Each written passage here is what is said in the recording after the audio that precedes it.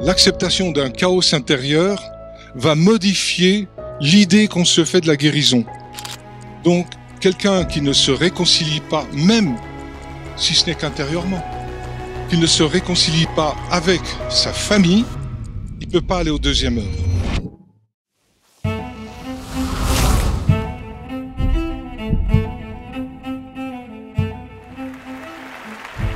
Bienvenue à la conférence de Tony Serron, Spa-G Thérapie et connaissances alchimiques. Il est à côté de moi. Il est là, tout prêt à vous faire part de toutes ces riches découvertes et recherches. Tony Serron a fondé le laboratoire Elixalp en Haute-Savoie, spécialisé dans la fabrication des élixirs spagiriques. Écrivain, conférencier, il est l'auteur de nombreux ouvrages sur l'alchimie, la fabrication des élixirs. Et il poursuit ses recherches sur la médecine de Paracels et explore les différentes thérapies énergétiques pour en comprendre leur lien avec l'alchimie. Tout un monde. Je vous souhaite une belle découverte si vous ne le connaissez pas encore. À vous. À tout à l'heure. Bonne conférence. Merci. On m'entend? C'est bon? Ok. On ne peut pas parler de spagyrie sans évoquer le processus alchimique. Il y a un processus alchimique qui est inscrit à la fois dans le minéral, dans le végétal, dans l'animal, dans l'humain, et qui nous ouvre la porte sur d'autres dimensions. Alors, le processus alchimique, c'est 3 œuvres, plus une 4e, 3 étapes.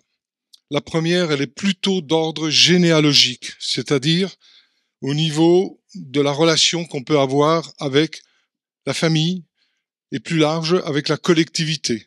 Moi et ma famille. Moi et Chambéry, l'astral de Chambéry. Moi et l'astral de la France, etc., etc. Et on parle du premier œuvre, l'œuvre au noir. C'est-à-dire que, à un moment donné, dans une vie, eh bien, il y a un mécontentement intérieur puissant auquel on a essayé de répondre avec des pratiques, des prières, des drogues, toutes sortes d'expériences. Mais on revient. Ça suffit pas. Alors on peut imaginer une vie où, eh bien, l'être s'effondre dans la structure de laquelle il provient, c'est-à-dire essentiellement sa structure familiale, son père, sa mère, et tout ce que ça implique. Et à partir de ce moment-là, arrive une vie où l'être n'a plus aucune réponse. Il est dans un insoluble extrêmement dense.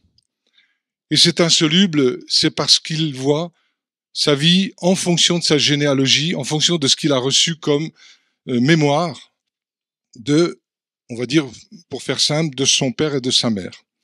Le premier œuvre, c'est de se rendre compte que dans notre ici-bas, dans notre collectif, eh bien, il y aura toujours la question sans réponse. On parle d'un insoluble. Et en alchimie intérieure, on pourrait dire, eh bien, ce qui nous apparaît comme étant insoluble, en vérité, c'est une chose qui nous gêne, qu'on cherche tous à essayer de résoudre à travers 36 000 moyens, que ce soit la spiritualité, la religion, la science, les expériences, l'athéisme. Tout ça sont toutes des structures parce qu'on essaye de combler ce mécontentement intérieur, cette faille, cette limite. Et on nous propose plutôt l'infiniment petit, la physique quantique, l'infiniment grand, c'est l'ici-bas, l'infiniment petit, c'est l'au-delà, les atomes, etc. Mais en fait, ce sont des cul-de-sac, puisque c'est infini, alors que nous, dès le départ, on est fini. On est mort déjà. Il y a un programme. Un bébé naît, depuis qu'on a commencé à échanger, enfin, parler. Il y a je ne sais pas combien de bébés qui sont nés sur cette petite planète. Il y a déjà un cercueil pour eux. Donc, on est obligé de prendre conscience que malgré tous nos efforts, il y a une sensation d'échec. Quoi qu'il arrive, on va mourir. Donc, qu'est-ce qu'il faut comprendre? Essayer d'embellir la tombe, c'est ce qu'on fait tous pendant un certain temps. Rencontrer la plus belle femme du monde, le plus beau mec du monde, avoir de l'argent, enfin, évidemment, total respect pour ça. Mais pour certains, ça suffit pas. Par contre, il y a toujours cet aspect insoluble qui apparaît et qui nous limite. Et si la limite était la porte de notre libération et non pas l'infini, non pas l'infiniment petit, non pas l'infiniment grand, mais l'infiniment dérisoire. Ça fait drôle. Et en alchimie, on a quand même quelques réponses. Aux premières œuvres, à un moment donné, on se retrouve confronté à quelque chose d'insoluble. On parle de sel insoluble. On parle aussi de quelque chose qui dérange, et qui dérange de manière éternelle. Et en fait, pour l'alchimie, c'est le feu secret. C'est un chaos.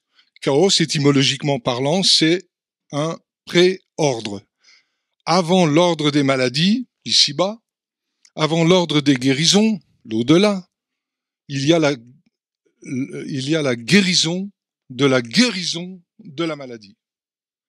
Donc, il faudrait prendre conscience que l'acceptation d'un chaos intérieur va modifier l'idée qu'on se fait de la guérison. Et donc, par contre-coup, l'idée qu'on se fait de la maladie. C'est troublant. Ça fait un trou dans le blanc, dans la blancheur, dans la pureté. À un moment donné, on peut se rendre compte qu'il y a une faille dans le système de l'ici-bas et de l'au-delà. Donc, une faille dans la roue des naissances et des morts. C'est une limite. Or, c'est par cette limite, par cette prison connue, qu'il est possible d'entrevoir une faille dans le système. Et là, au niveau atomique, par exemple, c'est l'action des neutrinos. Et si on ramène ça sur un plan un peu plus religieux ou ésotérique, c'est lié à Marie-Madeleine. Si on va dans l'aspect gnostique, des écrits que l'Église n'a pas pu trafiquer, puisque ça a été découvert dans les années 1945, donc ils n'ont pas pu modifier ça, eh bien, c'est une matrice qui s'appelle Epinoia. C'est elle qui tend la main à la Sophia, la sagesse. Parce que c'est par la sagesse que nous aurions chuté dans l'espace-temps. Donc c'est pas le diable, c'est la sagesse, Sophia. Philosophie, ça veut dire l'ami, l'ami de la sagesse. Donc il y a une limite, une prison, une cellule. Prenez Nelson Mandela, 28 ans dans une cellule qui fait 2 mètres sur 2 mètres, il sort de là avec la banane. Et il arrive avec un message de paix qui n'a jamais été aussi puissant. Le mec, il a passé 28 ans dans une prison, à casser des cailloux qui servent à rien. Oui, ça a servi à rien avec un grand air, peut-être. Qui a le rien, qui est bon à rien, il est prêt à tout.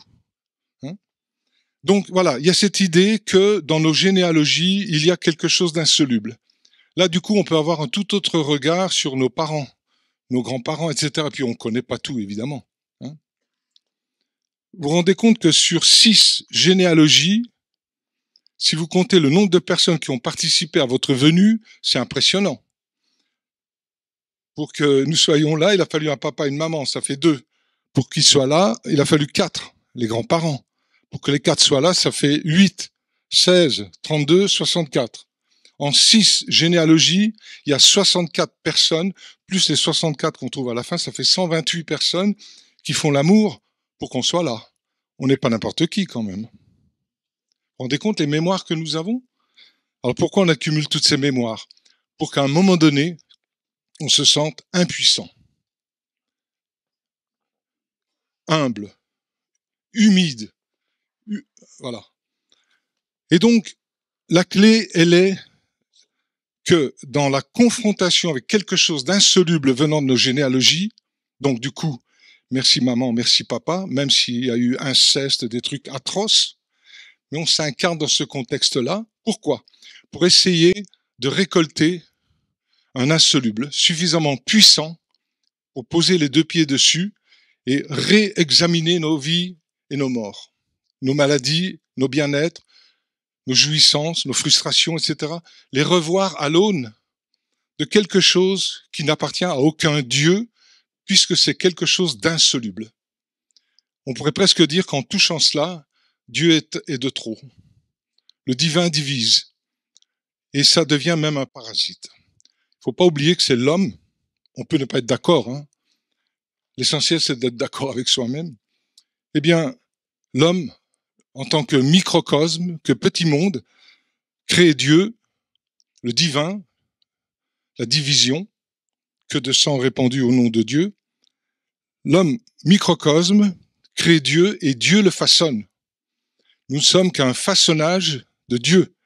Mais au départ, l'énergie vient du système foirade qui nourrit la croyance et on perd notre métabolisme. Donc il y a des questions qu'on ne peut pas répondre, mais en acceptant ces insolubles, on peut entrevoir quelque chose d'intéressant. Les élixirs obéissent en quelque sorte à ces différentes étapes. Donc tout ça pour dire qu'il y a quelque chose de précieux qui est puissant, alors qu'on le trouve dérisoire dans un premier temps. Dans les spagyries suisses, allemandes, italiennes et anglaises, ils les jettent. Ils jettent les sels insolubles, parce que c'est insoluble. Or, ils veulent passer du problème à la solution, de la ténèbre à la lumière, de l'ici-bas à l'au-delà, de la maladie à la guérison. C'est comme deux montagnes. Mais le passage entre les deux, jusqu'à présent, ça s'est fait par des artifices, des prières, des drogues, des échecs, des réussites, enfin tout. On court-circuite le fond de la vallée. Arrive une vie où l'être tombe dans ce fond de la vallée.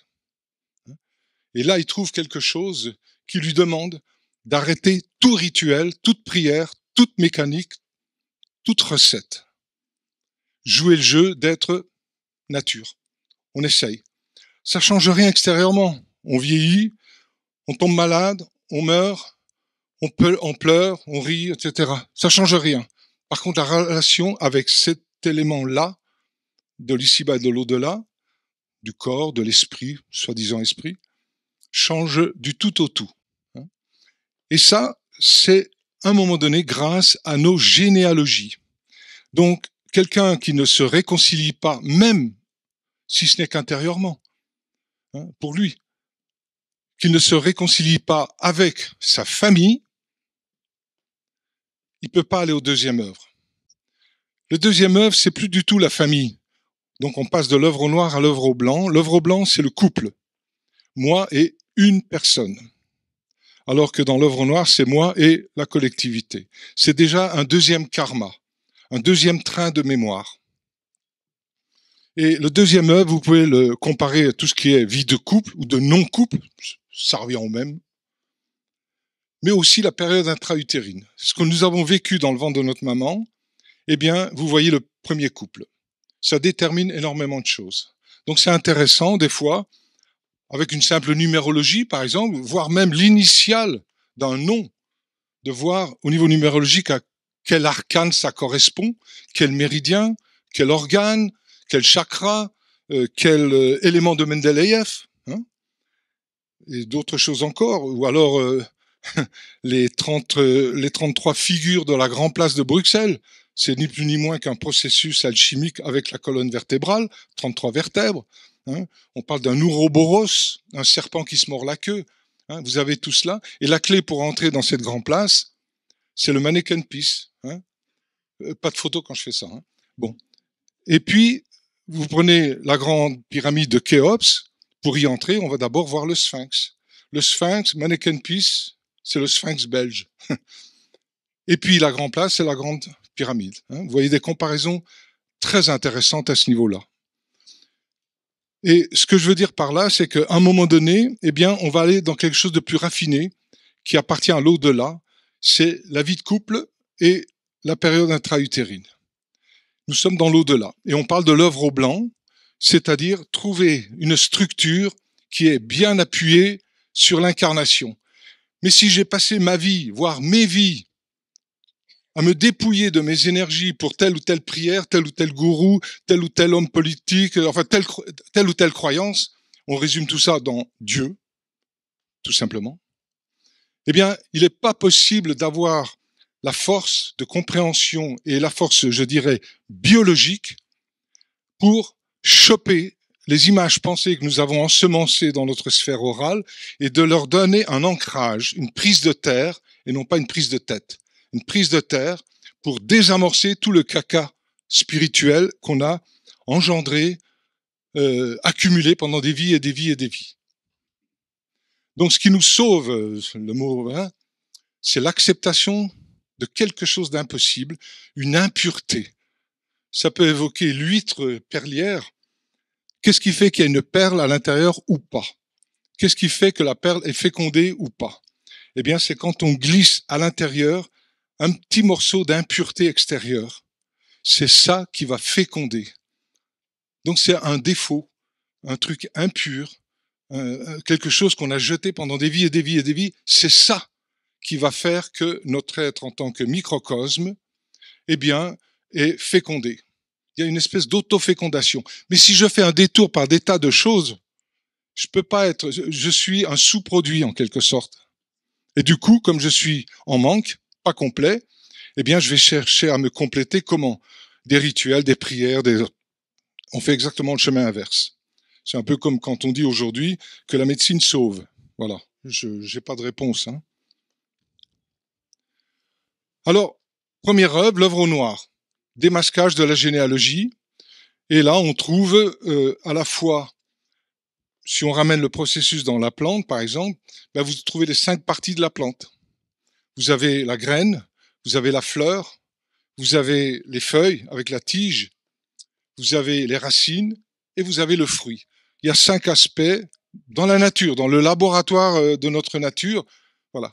Eh bien, le même processus, vous pouvez le voir avec les 5 principes alchimiques dans un élixir authentique. L'alchimie, c'est séparer, réunir. Ça, c'est la spao agero en grec. C'est Paracels, un médecin du Moyen-Âge, qui a le premier parlé de ça. Et ce qu'il disait en tant que médecin et alchimiste, je ne suis pas venu uniquement pour soigner le corps ou les corps, je ne suis pas venu uniquement pour soigner l'âme, les corps subtils, etc. Je suis venu pour l'homme en tant que microcosme. Alors on dit microcosme, petit monde. Alors on peut avoir une acception différente selon les auteurs. Steiner, par exemple, Rudolf Steiner, l'anthroposophie, pour ceux qui connaissent, eh bien lui va parler du microcosme comme étant l'homme, l'ici-bas, et le macrocosme comme étant le monde spirituel qui pour lui c'est l'au-delà. Ceci dit, il a fait un merveilleux travail, vraiment. On ne pourrait pas échanger à ce niveau-là si Steiner n'avait pas fait son travail et d'autres aussi. Et donc, on voit la chose suivante, c'est que quand Paracels nous dit « je suis venu pour l'homme en tant que microcosme », le microcosme, le petit monde, englobe le grand monde, pas l'inverse. Nous ne sommes pas des petits microcosmes au milieu du grand monde divin, de la lumière, de mes guides, voilà. Ça, c'est de la saloperie. Ce qu'il faut voir, c'est qu'à un moment donné, le microcosme, l'être en lui-même, eh bien, est responsable du macrocosme. Et que le macrocosme est une émanation du microcosme. C'est le petit qui engendre, qui constamment, c'est notre faiblesse, notre insoluble, qui constamment engendre toutes les structures qu'on peut imaginer. Et après, on est libre de se planter ou pas. Mais pour Paracels, c'est soigner l'homme en tant que microcosme, et à partir de là, on a le reste. On modifie la dualité maladie-guérison. Une fois que ces 2 premières étapes sont faites, eh bien, donc, spao, j'ouvre, agero, je réunis. En alchimie, solve, coagula. Après, on accélère le processus spao, agero, ça devient spagyria. En alchimie, solve, coagula, qui s'accélère. Alors concrètement, qu'est-ce qui se passe? C'est ça qui est intéressant avec la pratique, parce que ça nous éclaire des aspects philosophiques. Eh bien, on réunit les 5 principes qui ont été séparés. On les réunit petit à petit, en 7 étapes. C'est long, hein? Et on met en couveuse le ballon avec ce que nous avons mis, sachant qu'on met toute l'huile essentielle, c'est pour les plantes qui en ont, hein, toute la teinture alcoolique, tous les sels solubles. Par contre, au niveau de la rosée et des sels insolubles, on les met parcimonieusement. C'est ça qui est jeté, hein, habituellement. On parle des flegmes pour la rosée. Et à un moment donné, on a les 5 principes, simplement, les insolubles sont mis parcimonieusement, tellement c'est puissant. C'est simple, dans les autres spagyries, ils les virent. C'est impur. C'est là où se situe la clé de l'alchimie. C'est ce qu'on a envie de jeter. C'est tellement fort qu'il nous est dit, faites preuve d'humilité, c'est-à-dire ne les jetez pas, mais mettez-les de côté. Les conflits que j'ai dans ma famille, mon arrière-grand-père, il a fait un chèque en bois, donc il faut que je paye, enfin bon. Eh bien, à un moment donné, c'est de se dire, ok, je sais pas. c'est pas résolu, j'y arrive pas. Je mets ça de côté. Je ne l'élimine pas avec des drogues, avec des pratiques occultes ou des choses comme ça. Non. C'est là, oui, je suis une merde, j'y arrive pas, j'en peux plus, j'y arrive pas. Oui, mais tu pourrais comme... Je n'y arrive pas. Oui, mais enfin, avec... je n'y arrive pas. Voilà. Vous gardez ça, et du coup, la chose ne bouge pas, mais c'est vous qui allez bouger. Et là, il y a une accélération de prise de conscience grâce au fait de ne pas avoir résolu cette chose. C'est l'inverse de ce qu'on nous raconte. Et une fois suffit, la prise de conscience. Il n'y a pas besoin de répéter, faire des rituels. Pas besoin de faire des prières. Pas besoin de se droguer. Dans quelle incarnation je vais me retrouver sans aucune aide? Dans laquelle? Et si c'était maintenant, pourquoi pas? Et si on ramenait les 14 milliards d'années depuis le début de l'espace-temps, on les ramenait dans, là, tiens, je sais pas l'heure qu'il est, maintenant. Pourquoi pas? Qui c'est qui va nous empêcher? Ah oui, les croyances. D'accord. Bon, ben alors, laisse tomber les croyances. C'est facile? Ben bien sûr. Regardez le résultat. Je suis dans une merde des fois. Bon. Donc, à un moment donné, tout cela est mis à température humaine. C'est avec la température humaine, 37, 40 degrés, 42 degrés, une bonne fièvre, là, qu'on fait les meilleurs élixirs. Auparavant, il a fallu des températures beaucoup plus hautes, hein, des températures adaptées aux matières avec lesquelles on veut travailler. Si on veut faire de l'alchimie minérale, plutôt le grand œuvre, tout cela, eh bien là, c'est pour faire fondre du fer, on ne fait pas fondre du fer à température humaine. Hein. Voilà. Donc, on met ces 5 aspects de la plante, je parle de phytospagyrie, hein, eh bien, ces 5 aspects de la plante à température humaine. Hein. Et là, à température humaine, c'est comme si la plante remontait le temps. Elle allait chercher petit à petit son aspect archétypal. Ça, Paracelse le précise bien, c'est l'archétype de la plante ou du minéral, hein, qui soigne. C'est pas l'huile essentielle, c'est pas la teinture alcoolique, c'est pas les oligo-éléments, c'est l'ensemble qui dégage quelque chose qui s'approche de la philosophie. Donc, la médecine, pour Paracelse, c'est une philosophie. La philosophie, c'est la médecine. On en est loin aujourd'hui. Hein. Pour Paracelse, le thérapeute paracelsien, eh bien, doit être positionné sur son foyer intérieur, c'est-à-dire son rien, c'est-à-dire son chaos. Et le chaos est une quintessence qui va réorganiser les 4 éléments. Le feu, l'air, l'eau et la terre. Les 4 éléments ont besoin de cette quintessence. C'est un chaos. Ce n'est pas une lumière. Non. Ce n'est pas une ténèbre, c'est les deux. C'est un feu. Allumez une bougie, vous verrez, il y a la lumière à l'extérieur de la bougie allumée et la ténèbre à l'intérieur. Ça, c'est le feu secret, c'est-à-dire l'acceptation de ma ténèbre, mon incarnation, l'acceptation de ma lumière. Voilà. Et là, à ce moment-là, il y a mouvement, il y a mariage. Hein. Et donc, à température humaine, eh bien, la quintessence spagyrique va devenir un élixir. Et ensuite, on va recommencer l'opération 3 fois en accéléré. Pourquoi? Parce qu'en fait, on revisite les 3 œuvres, sauf que nous ne sommes plus concernés. Inconsciemment, par compassion inconsciente, on prend sur nous des problèmes familiaux, de couple et des problèmes biologiques. Et on n'arrive pas à les résoudre. Pourquoi? Parce que c'est déjà résolu.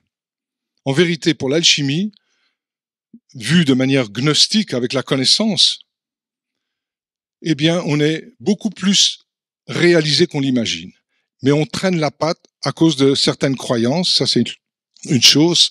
Et on traîne la patte aussi parce qu'on croit qu'on doit résoudre tous les problèmes, alors qu'en fait, on devrait simplement accepter de ne pas résoudre.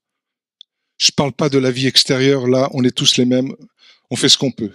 Mais sur le plan philosophique, c'est-à-dire sur le plan intérieur, qui est le seul qui va nous accompagner au moment de mourir, en plus on ne sait pas trop ce qu'il y a de l'autre côté, enfin bon, ça c'est autre chose. Mais ce que je veux dire par là, c'est qu'à un moment donné, eh bien, on se rend compte que cette chose qui n'a pas été résolue est fidèle. Paracelse l'appelle le médecin fidèle. Et dit, les rencontres que vous pouvez faire avec ce type de médecin, il parle de 4 autres médecins, mais bon, c'est dans les livres si ça vous intéresse, eh bien, il dit, le médecin qui ne se trompe jamais, c'est le médecin fidèle. il dit chaque médecin est en face d'une entité de la maladie. Et l'entité de la maladie en relation avec ce médecin, c'est la maladie de l'entité de Dieu. Carrément, vous vous rendez compte, il y a 5 ou 6 siècles, ce gars-là, il parlait comme ça. Et pourquoi Dieu rend l'homme malade? Parce que l'homme croit en Dieu. Et là, les bras t'en tombent, tu dis, qu'est-ce que ça veut dire? Parce que tu crois en Dieu, Dieu te rend malade. Ben évidemment, c'est une créature de l'homme, Dieu. Et la créature se retourne toujours contre son créateur. Et il disait, parce que pendant que l'homme croit en Dieu, il ne croit plus en lui-même. S'il croit en lui-même, il dégage le médecin intérieur, le médecin fidèle. Il disait aussi que ce médecin fidèle n'est pas forcément un médecin. Ça peut être un handicapé que vous voyez 5 minutes dans votre vie. Ça change. Hein? Vous avez par exemple aujourd'hui, ça fait quand même quelques dizaines d'années, ou peut-être 100, 150 ans, mais il y a régulièrement eu, à des époques bien déterminées, des vagues d'enfants trisomiques 21. Eh bien, vous pouvez le comparer dans le tarot avec la carte du mat, pour ceux que ça intéresse.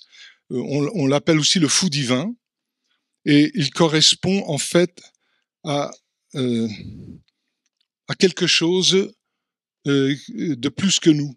Ils ont 47 chromosomes, nous n'en avons que 46. Alors si eux, ils sont handicapés, en tout cas, ils n'ont jamais créé de matériel de guerre. Hein. C'est des pacifistes. Ce sont des entités qui se sont libérées dans une précédente incarnation et qui reviennent pour nous aider, tout simplement. Ils n'ont rien à réaliser. Et ils arrivent avec une grande fragilité. Hein. Et vous avez même au niveau numérologique des choses intéressantes avec les lettres hébraïques, par exemple, où il est dit que le Dieu, l'innommable, toutes ces choses-là, c'est Yod et Vav et. En numérologie, ça fait 26. Hein. Comme le mot bio, comme le mot Ikea, par exemple. Il y a d'autres mots comme ça, c'est marrant. De voir des numérologies. Donc, il faut jamais s'arrêter à la numérologie. Il faut la voir comme une voiture. C'est un instrument ou un bistouri. On peut sauver quelqu'un, on peut tuer. Tout dépend comment on utilise l'outil, comment on utilise la numérologie. Hein. Parce que sinon, on peut lui faire dire tout ce qu'on veut. Hein. Mais si vous prenez, par exemple, la médecine chinoise, eh bien, il y a 12 méridiens, il n'y a que 10 organes. C'est comme s'il nous en manquait 2. Dans le tarot, c'est comme s'il manquait 2 lames. Le diable, il y a un diable, mais il manque le pendant du méridien, par exemple l'estomac. Ben, l'organe estomac, il n'est pas complet. On ne déguste pas les nourritures originelles, pour donner une image. Hein. Et ça correspond en spagithérapie à la carte du diable, c'est-à-dire l'incarnation. Regardez les pattes. C'est intéressant le tarot de Marseille, qui aurait été importé par Marie-Madeleine. Bon. Et il y a aussi un amoureux manquant, la carte 6. Donc 15 et 6, ça fait 21. Et vous avez le mat, qui correspond à la 21e lettre hébraïque. Shin, le serpent de la connaissance, le feu en mouvement. Notre Eshin aussi, hein, jeu de mots. Je me souviens d'un ami, docteur Sabat, qui disait « La Kabbale est passée dans la langue française ». C'est vachement intéressant de faire notre numérologie à la française, A égale 1, B égale 2, etc. Puis après, quitte après à aller voir avec le nombre qu'on a obtenu, ce que nous dit l'alphabet hébreu. Ça peut être intéressant, très intéressant. Tout ça pour dire aussi que au niveau de la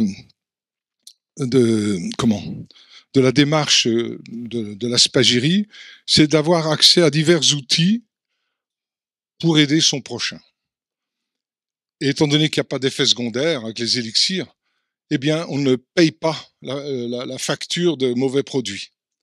Par contre, quand les produits, c'est de la technologie et que ce ne sont pas des produits naturels, on ne peut pas les éliminer. Or, c'est dans l'élimination du remède qu'on se soigne. Mais les remèdes ne pouvant pas être éliminés, et là maintenant il y a tout ce qu'il faut dans les pharmacies, eh bien, il reste, soit c'est des remèdes subtils, ils restent dans notre sphère, ils nous tournent autour comme des électrons, soit c'est vraiment de la matière technologique, et là ça reste dans le corps physique, et puis il n'y a qu'une seule échappatoire, c'est de mourir, quoi. Hein. pour essayer de se réincarner un petit peu différemment. Voilà. Donc on voit ici, c'est un peu comme le médecin intérieur, il naît au moment où on arrive à éliminer, ça ne veut pas dire qu'on n'en a pas besoin, mais où on arrive à avoir les moyens de retrouver une confiance en soi qui ne soit pas dépendante d'outils extérieurs. Hein, ce sont des subterfuges. Hein. Voilà. Vous voulez que je vous dise? Je ne sais plus quoi dire. À moins que certains ont des questions. J'ai essayé de brosser, je vais assez vite parce qu'habituellement, on fait des stages, on fait des formations, là on a le temps. Là ici, j'aime pas les conférences. Pourquoi? Parce qu'on survole et on ne dit pas le quart de ce qu'on aurait aimé dire. Enfin bon, voilà. Mais vous avez quand même dû comprendre que 2-3 petites choses quand même, non? Oui, oui, oui, oui.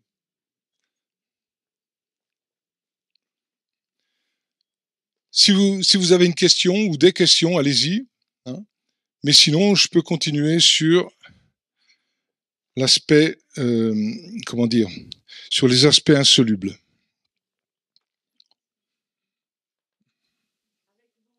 Ah, ça, je suis mal là.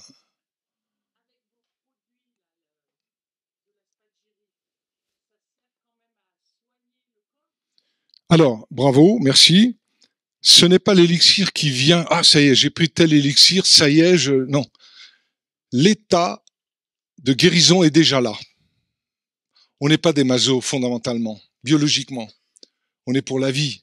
Donc tout à fait naturellement, on est constamment dans un processus de réparation. Lorsqu'on va tester un élixir, par le pouls, d'autres moyens aussi, le ressenti, voilà. Eh bien, l'élixir va venir accompagner un fait qui est déjà là.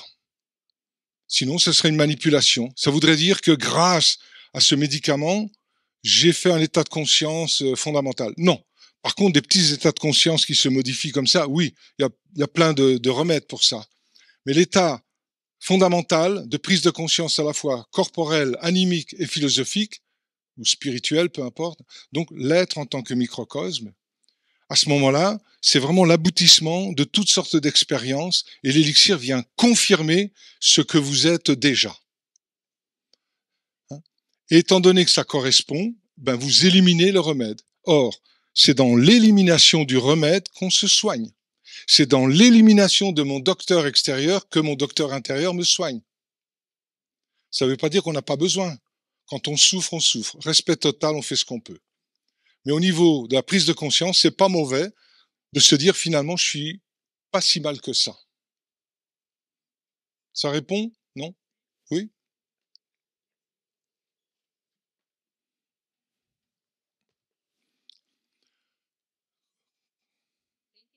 Oui, mais fort, s'il vous plaît.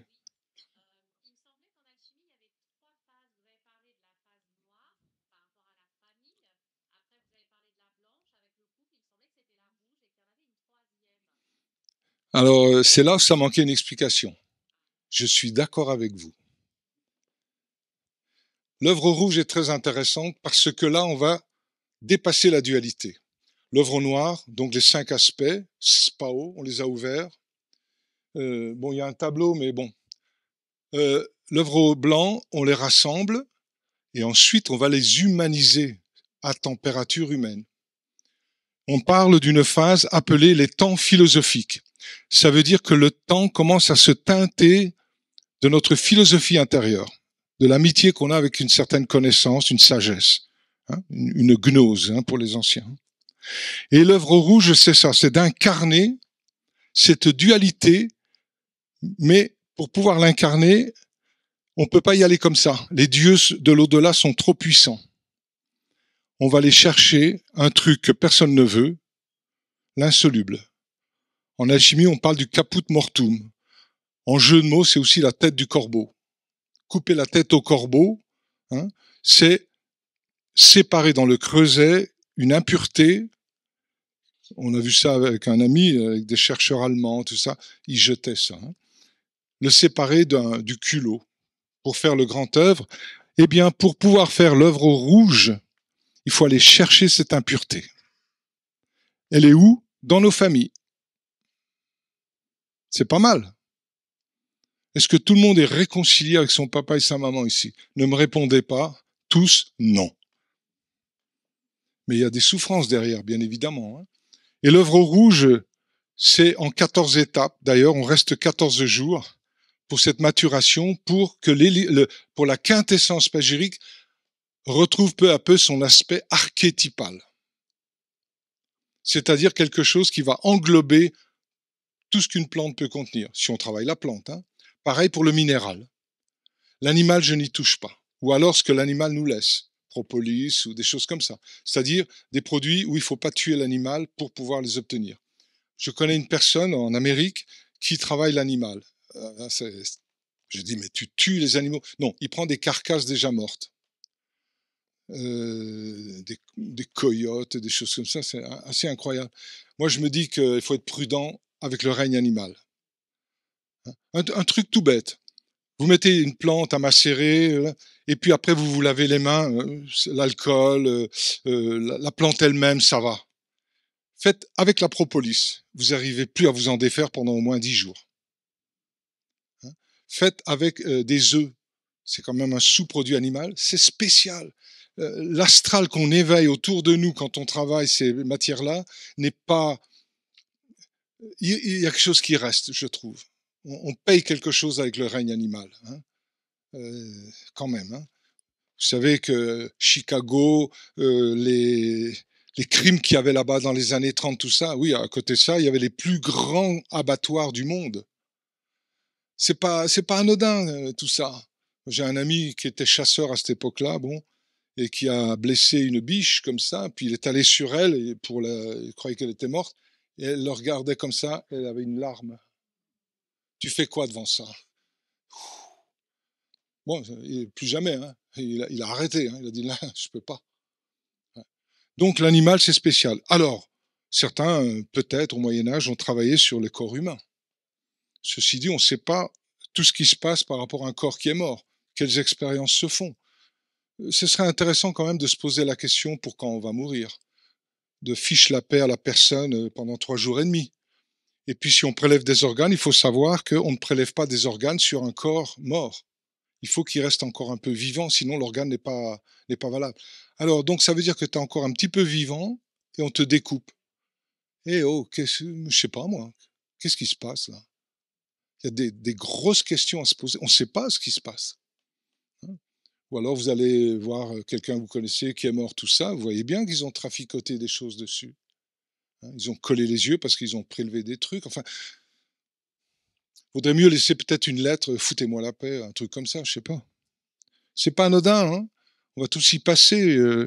Sans compter que ce serait bien qu'ils soient sûrs qu'on est mort, parce que si on nous enterre, enfin pour ceux qui vont en terre, et que le mec il se réveille 2 et 3 jours après, vous faites quoi là-dessous? Ça, c'était mon obsession quand j'étais ado. Je voulais me suicider pour être sûr de ne pas vivre ça. Mais je me suis... Oh, non. Non, il y a des belles questions à se poser quand même. Donc notre destinée, ici, tous ensemble, là, eh ben, ça fait 14 milliards d'années qu'on se trimballe des trucs. Et si vous regardez toutes les étapes à travers un Rudolf Steiner, Max Heindel, la théosophie, les Rose-Croix, tout ça, c'est intéressant. Eh bien, on n'est pas né de la dernière pluie, quoi. On est vieux. Hein. Il y a ce qu'il faut. Puis on est là. Tu crois que le PSG a gagné? Mbappé, comment il va, Mbappé? Il y en a qui aiment le foot ici? Bah, bien sûr. Bien sûr. Sinon, on ne serait pas dans cet état-là. Enfin bon, excusez-moi.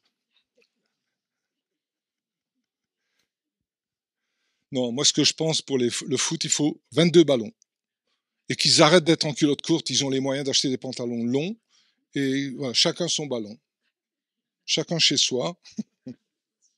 Bon, allez. Des questions?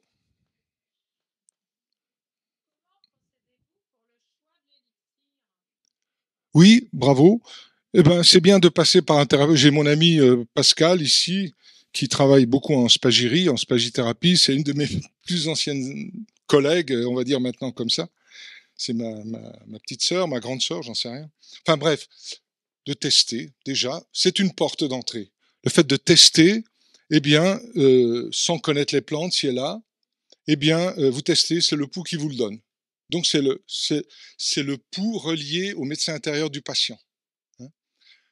Ou alors j'y vais par la connaissance parce que je l'ai, la connaissance des plantes. J'ai moins de connaissance des plantes maintenant qu'avant. Avant, j'étais plutôt que là-dedans. Puis bon, voilà, j'aime bien tester. Et si vous me choisissez comme thérapeute, peut-être vous allez, allez, je teste, ça me donne Sarriette, Escoltia. Bon. Si c'est Pascal qui teste, elle va trouver autre chose. Alors vous allez vous dire, mais alors qui c'est qui a raison? Eh bien, pourquoi vous m'avez choisi moi ou vous l'avez choisi elle? C'est votre médecin intérieur qui vous dit, tiens, il faut aller là, là et là. Quitte à passer par un médecin qui va vous faire plus de mal que de bien. Ça arrive. Mais c'est peut-être la porte, l'itinéraire direct pour aller vers le vrai médecin extérieur. Hein? Alors, il y a une chose très intéressante chez Paracelse, il dit, le véritable médecin paracelsien ou hermétiste ou alchimique, il ne peut pas entrer dans les entités de la maladie, il y en a 5 pour lui, c'est aussi les 5 aspects de notre colonne vertébrale.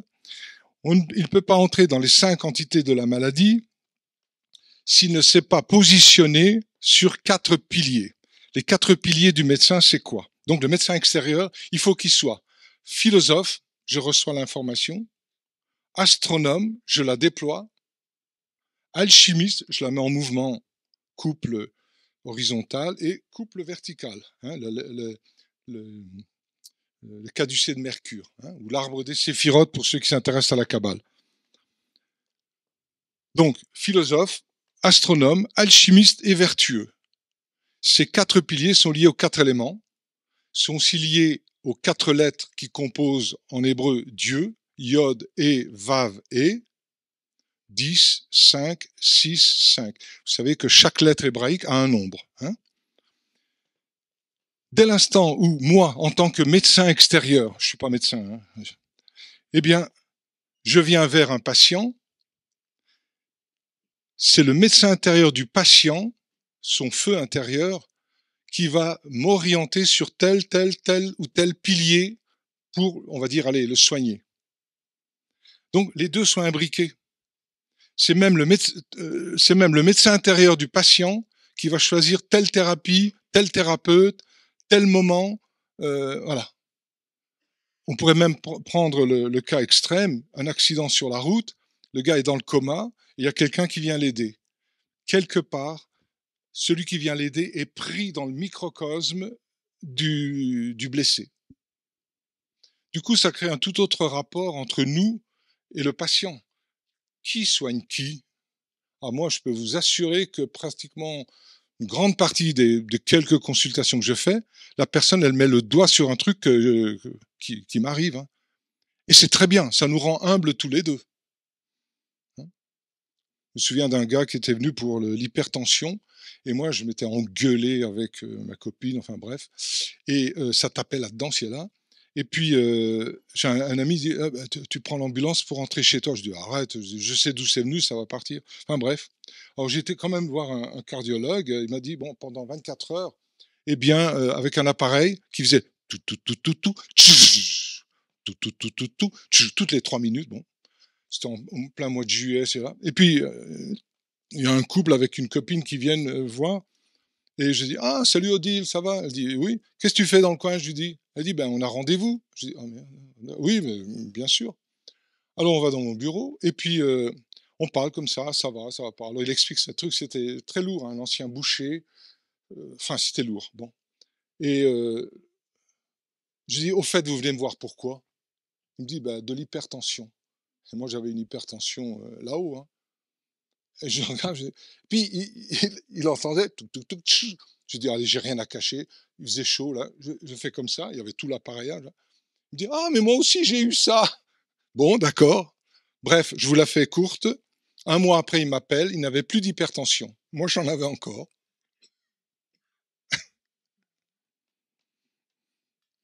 On n'est pas en dehors du patient. Hein. C'est voilà. On aimerait une médecine un peu moins mécanique, quoi. Hein. Moins ordinateur, moins clavier. On aimerait qu'on nous touche quand même, un petit peu.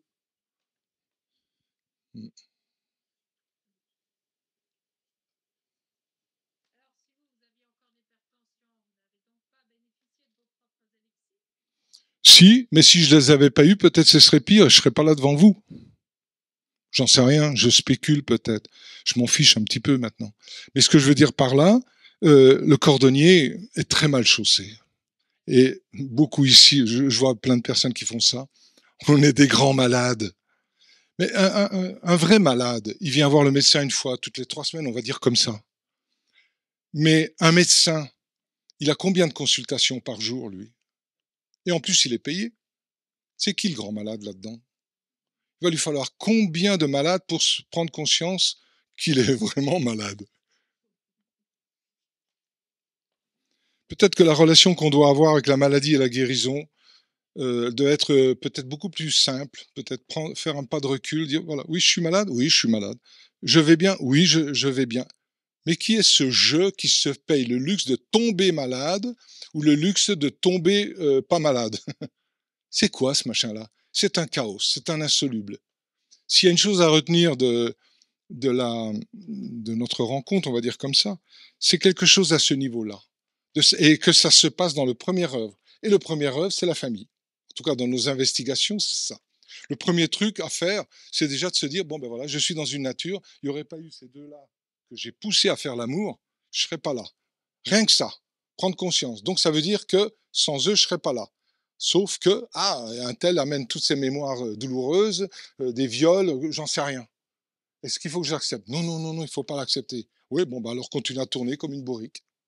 Il va falloir combien d'ancêtres assassins, mauvais, stupides, pour que tu prennes conscience que ce monde n'est pas le monde originel. Le monde originel n'est pas l'au-delà. Ici, il y a beaucoup de personnes qui pratiquent des spiritualités de l'au-delà. Beaucoup. C'est un cul-de-sac. L'infiniment petit de l'au-delà, c'est un cul-de-sac. Regardez la physique quantique, où elle nous amène. Elle nous quantifie, elle nous morcelle, on est des petits morceaux, on est un puzzle. À quel moment on va faire nom de Dieu, nom de Dieu, nom de Dieu? À quel moment on pose le truc? Ben, au moment où tout simplement il y a un truc, je sais pas quoi, vous me direz. C'est bon? C'est l'heure? Je sais pas.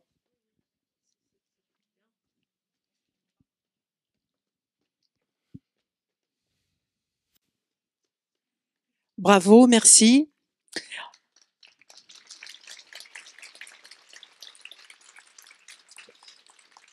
On vous propose un temps d'échange et de questions. Donc, je passe le micro aux personnes qui souhaiteraient avoir un éclairage, une curiosité,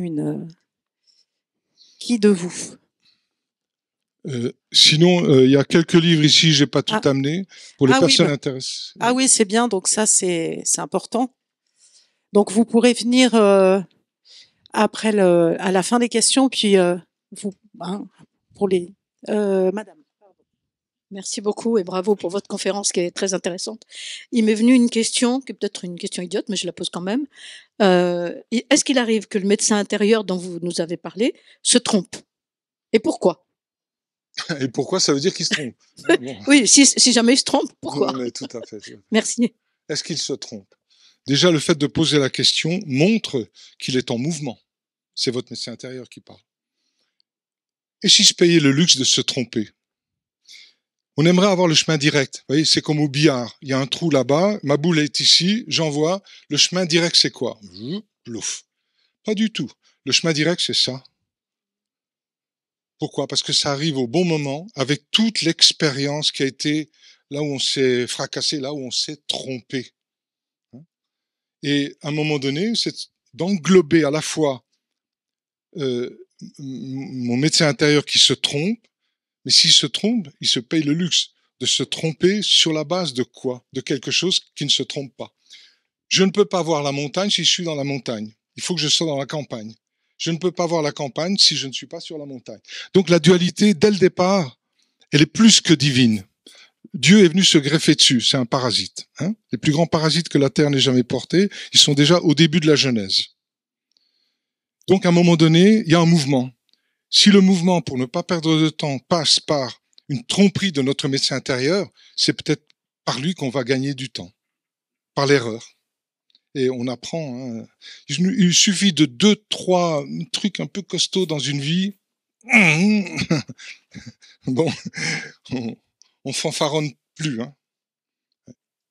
Donc, il n'y a pas vraiment d'erreur, en vérité. Il n'y a pas vraiment d'erreur.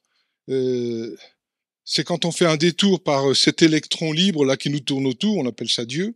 Hein, eh bien, quand on fait confiance à ça, alors là, on peut se tromper, ne pas se tromper. Enfin, par contre, si petit à petit, on se prend comme centre de l'histoire.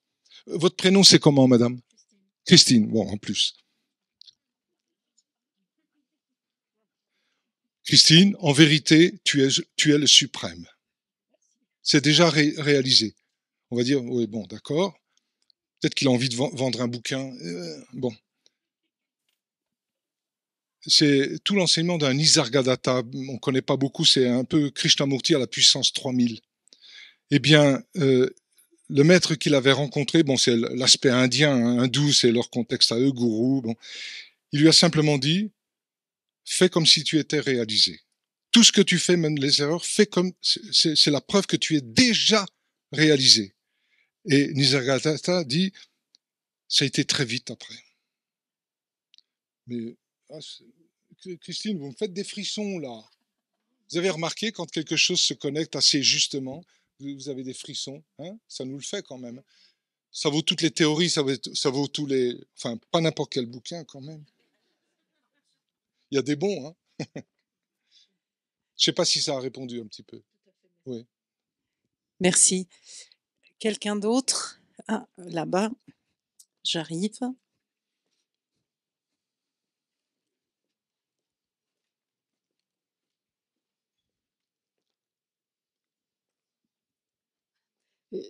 Tout d'abord, merci pour... Vous m'entendez là?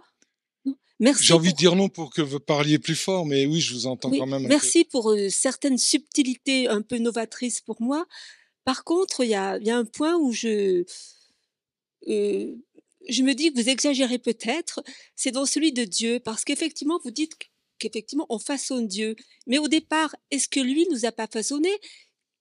Qu'est-ce qui fait que nous existons au départ? À partir de quoi? Est-ce qu'il y a soluble qu'on peut pas comme ça jeter du revers de la main en disant que voilà, Dieu, machin? C'est un mot peut-être qui a été mal utilisé, qui a été, voilà. Quoi, le mot Dieu? Oui, le mot. Oui. Mais on ne peut pas exclure qu'il y a un créateur ou en tout cas une puissance En quoi ça vous créatrice. apporterait ça de penser ça? Ben parce que c'est un insoluble sinon. Oui. Alors, tout ce que vous dites, vous le faites à partir d'un état qui n'est ni divin ni humain. C'est à partir d'un mécontentement intérieur, ou alors on l'exprime autrement, que vous pouvez vous permettre de dire, mais finalement, si ça se trouve, le Dieu, il y a un Dieu intérieur, etc. Ça, c'est des déductions que nous faisons. C'est peut-être vrai. Hein. Non, mais vous Et s'il disiez- n'y avait rien? Oui. Il y a des phrases du Christ, si on veut se référer à cette religion. En vérité, vous êtes le temple, déjà le temple de Dieu. Pas de temple, pas de Dieu. Notre responsabilité est immense. Le Christ, c'est pas n'importe qui, on va dire comme ça. Qu'est-ce qu'il dit? Ce que j'ai fait, vous le ferez. Christine ou vous. Et de plus grandes choses encore. Oh, quand est-ce qu'on va se bouger? Et si on était tous déjà bien plus avancés, qu'on a assez souffert dans ce monde, et que toutes ces spéculations, Dieu, pas Dieu, peut-être ceci, peut-être cela, qui sont des cheminements d'approche très intéressants, mais cul-de-sac. Ça n'empêche pas de prendre tous les bouquins et de lire, c'est génial. Moi j'aime bien les livres. Hein, à se fracasser la tête, là, à un moment donné, on ne comprend plus rien. Voilà. Mais quel est le luxe dont on se paye? Il vient d'où, cette liberté qui est déjà là? Mais si on cloisonne, après ça peut faire des dégâts. Si dès le départ on met Dieu, vous savez, le premier mot de la Bible, on va se référer à notre culture judéo-chrétienne. Voilà, la Genèse. 90% des Bibles, Dieu au commencement. Non, le départ de la Genèse, c'est Bereshit, bara, Elohim.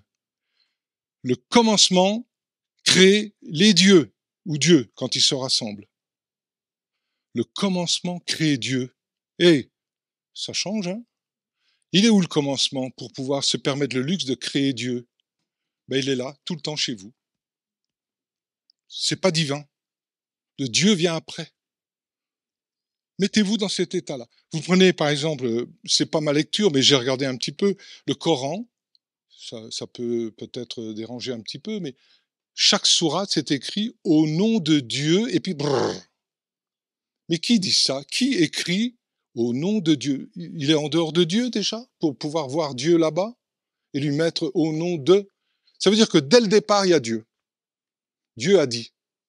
Et là, t'es foutu, quoi. Je veux dire, après, ça découle une violence intérieure. C'est pas une critique, hein, de bas étage. C'est essayer de comprendre. Ces écrits nous façonnent. Hein, on est biberonné à ça. À quel moment je vais être libre de toute croyance? Quand? Tout de suite. Allez-y. À méditer. Merci.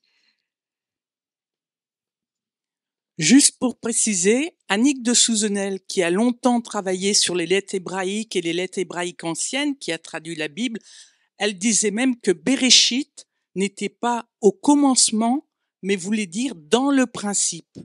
Oui, voilà.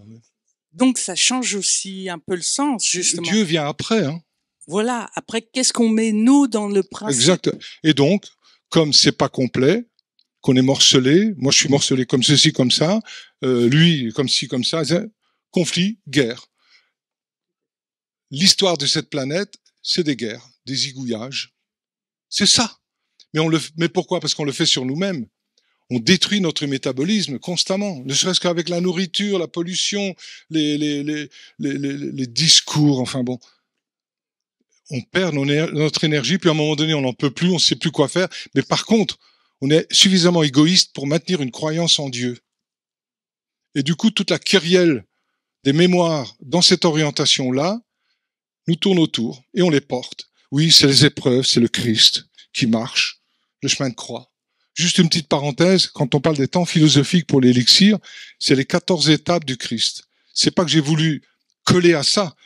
Pendant des années, je testais pour voir à quel moment c'était bon d'arrêter le feu, etc.